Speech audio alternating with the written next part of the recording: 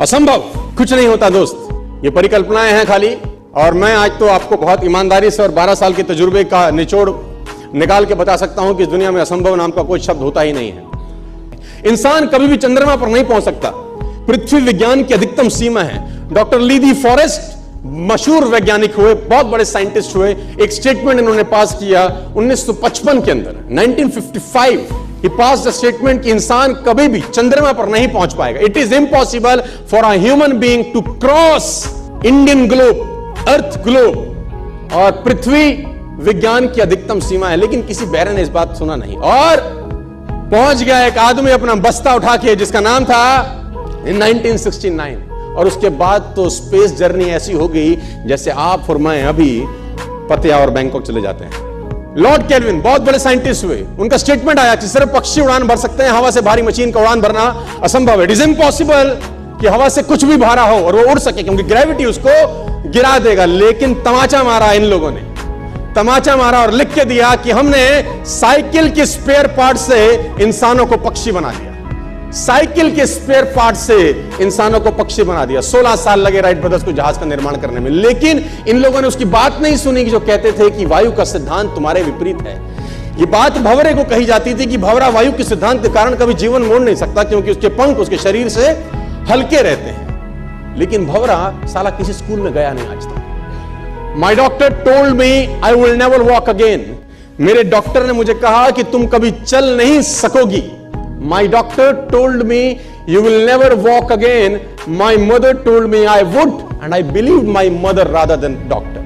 Wilma Rudolph एक ऐसी athlete हुई जिनको पोलियो था, जिनको डॉक्टर ने कहा तू चल नहीं सकती, मां ने कहा तू चल सकती है। उसने कहा मैंने डॉक्टर की बात नहीं मानी, मैंने अपनी मां की बात मानी। 3 ओलंपिक गोल्ड मेडल जीती है लड़की, 3 ओलंपिक गोल्ड मेडल, जिसको डॉक्टर कह रहा है कि तू चल। लेकिन मां क्या बोलती है? मैं आपको उदाहरण देना चाहूंगा सर। बहुत छोटे थे अल्बर्ट आइंस्टीन, दुनिया के महान वैज्ञानिक में से एक हुए, मंद बुद्धि कहा जाता था। 8 साल के थे, घर पहुंचे, मां को चिट्ठी दिया। When he was 8 years old, came to his home, given letter to his mother. मां को एक चिट्ठी दिया, मां ने वो चिट्ठी पढ़ा। 8 साल के थे, और चिट्ठी में प्रिंसिपल का खत था उसकी मां के नाम। प्रिंसिपल ने ये लिख के भेजा कि आपका बच्चा विलक्षण प्रतिभा का धनी है, ग्रेट पावर है इसके अंदर, क्योंकि बहुत बड़े साइंटिस्ट बने, बड़े हो गए। मंद बुद्धि बचपन में समझा जाता था। आपका बच्चा विलक्षण प्रतिभा का धनी है, इसके अंदर असीम संभावनाएं हैं। तो हमारा स्कूल, हमारी मैनेजमेंट, हमारी फैकल्टी, हमारा टीचर इस लायक नहीं है कि हम आपके बच्चे को अच्छी शिक्षा दे सकें। तो it's better for you to take care of your son. आप अपने बच्चों को अपने घर में पढ़ाइए, हम लायक नहीं है कि आपके बच्चे को पढ़ा सके। और उसकी मां ने पढ़ते पढ़ते आंखों में आंसू ले आई और उसने बच्चे को कहा कल से तू स्कूल नहीं जाएगा, मैं तेरी परवरिश घर पे करूंगी, क्योंकि तेरा टीचर तुझे इस लायक नहीं समझता। मतलब वो अपने आप को इस लायक नहीं समझते। बच्चा खुश हुआ, मोटिवेट हो गया और लग गया। उसकी मां का निधन हो गया, वो अल्बर्ट आइंस्टीन बहुत बड़े साइंटिस्ट हो गए।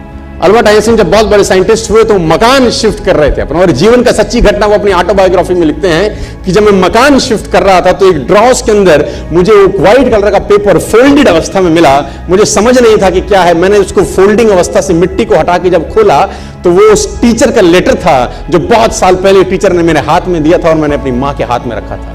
अब वो बड़ी उत्सुकता के साथ उस खत को पढ़ने लगे। जैसे उन्होंने खत पढ़ना शुरू किया और वो जार जार होकर रोए। उसमें लिखा था कि तुम्हारा बच्चा मंदबुद्धि है, ये हमारे स्कूल के लायक नहीं है, इसको आज के बाद हमारे स्कूल में मत भेजना, इसकी परवरिश खुद किया।